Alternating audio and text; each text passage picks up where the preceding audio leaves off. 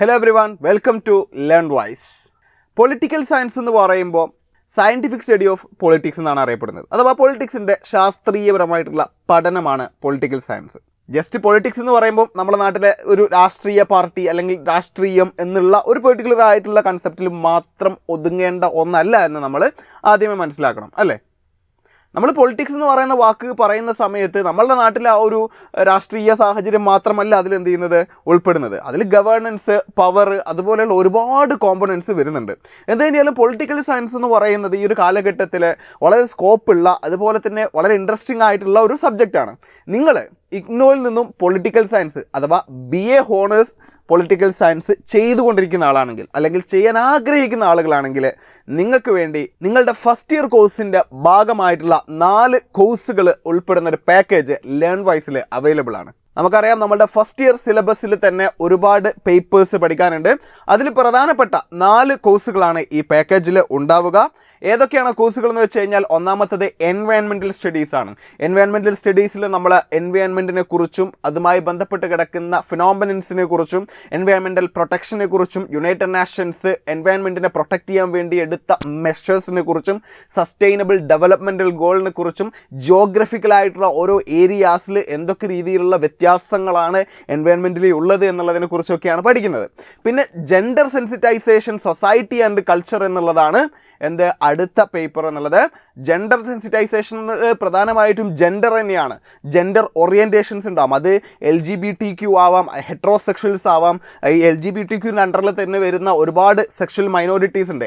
അസെക്ഷൽസ് ആവാം, ട്രാൻസ്ജെൻഡേഴ്സ് ആവാം, അല്ലെങ്കിൽ ഹോമോസെക്ഷൽസ് ആവാം, ഡെമിസെക്ഷൽസ് ആവാം, എന്തും ആവാം. Okay, what ever it is, ഇങ്ങനെയുള്ള ജെൻഡറിനെ കുറിച്ച്, ജെൻഡർ ഓറിയൻറ്റേഷനെ കുറിച്ച് സൊസൈറ്റീസിൽ, ഡിഫറെൻ്റ് ആയിട്ടുള്ള സൊസൈറ്റീസിലും കൾച്ചറിലും എങ്ങനെയാണ് ഈ ജെൻഡേഴ്സിനെ കാണുന്നത് എന്നുള്ളതിനെ കുറിച്ചൊക്കെയാണ് ജെൻഡർ സെൻസിറ്റൈസേഷൻ പേപ്പറിൽ നിങ്ങൾ പഠിക്കുക. പിന്നെ ഇംഗ്ലീഷ് കമ്മ്യൂണിക്കേഷൻ സ്കില്ലാണ് അടുത്ത പേപ്പർ.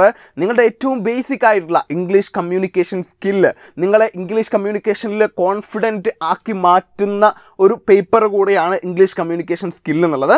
ആ പേപ്പറിൻ്റെ മെറ്റീരിയൽസും ഈ പാക്കേജിൽ നിങ്ങൾക്ക് അവൈലബിൾ ആണ്. പിന്നെ അടുത്ത പേപ്പർ എന്ന് പറഞ്ഞു കഴിഞ്ഞാൽ Indian society images and realities എന്നാണ്.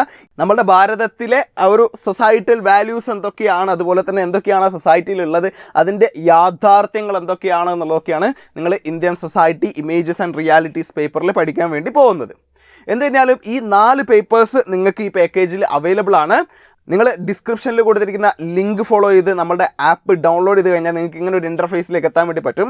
അവിടെ എബൌട്ട് കോഴ്സിൽ ക്ലിക്ക് ചെയ്ത് കഴിഞ്ഞാൽ നിങ്ങൾക്ക് ആ കോഴ്സിനെ കുറിച്ചുള്ള എല്ലാ ഡീറ്റെയിൽസും അവിടെ അവൈലബിൾ ആയിരിക്കും. പിന്നെ അതുപോലെ തന്നെ കോഴ്സ് കണ്ടന്റിൽ ക്ലിക്ക് ചെയ്ത് കഴിഞ്ഞാൽ നിങ്ങൾക്ക് പ്രിവ്യൂ വീഡിയോസൊക്കെ അല്ലെങ്കിൽ പ്രിവ്യൂ മെറ്റീരിയൽസ് ഒക്കെ ഫ്രീ ആയിട്ട് ആക്സസ് ചെയ്യാൻ വേണ്ടി പറ്റും.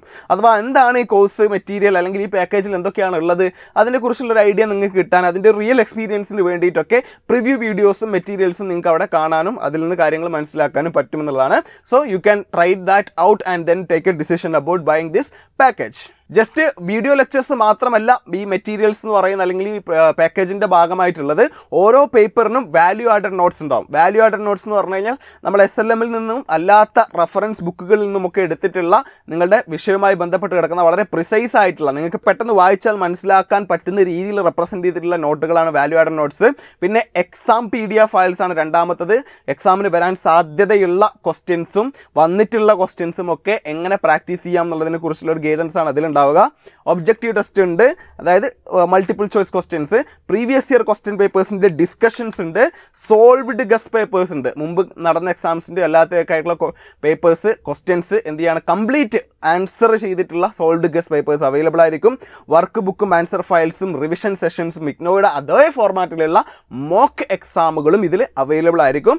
ദെൻ അസൈൻമെൻറ്റ് ആൻസർ ഗൈഡ് ബുക്കാണ് അടുത്ത ഒരു ഫീച്ചർ എന്നുള്ളത് നിങ്ങൾക്ക് അവൈലബിൾ ആവുക. അതെന്താണെന്ന് വെച്ച് കഴിഞ്ഞാൽ ഇഗ്നോയുടെ കാര്യത്തിൽ എക്സാമിൻ്റെ അത്ര തന്നെ ഇമ്പോർട്ടൻസ് ഉള്ളൊരു കാര്യമാണ് അസൈൻമെൻറ്റ് എന്നുള്ളത്. 30% ഓഫ് മാർക്സ് അസൈൻമെൻറ്റിലൂടെയാണ് വരുന്നത്. അപ്പോൾ ആ അസൈൻമെൻറ്റ് എങ്ങനെ ക്രാഫ്റ്റ് ചെയ്യാം, എന്തൊക്കെ കാര്യങ്ങൾ നമ്മൾ ശ്രദ്ധിക്കണം ക്രാഫ്റ്റ് ചെയ്യുന്ന സമയത്ത് എന്നൊക്കെ മനസ്സിലാക്കാൻ നിങ്ങൾ ഹെൽപ്പ് ചെയ്യുന്ന ഒന്നുകൂടിയാണ് അസൈൻമെൻറ്റ് ആൻസർ ഗൈഡ് ബുക്ക് എന്നുള്ളത്.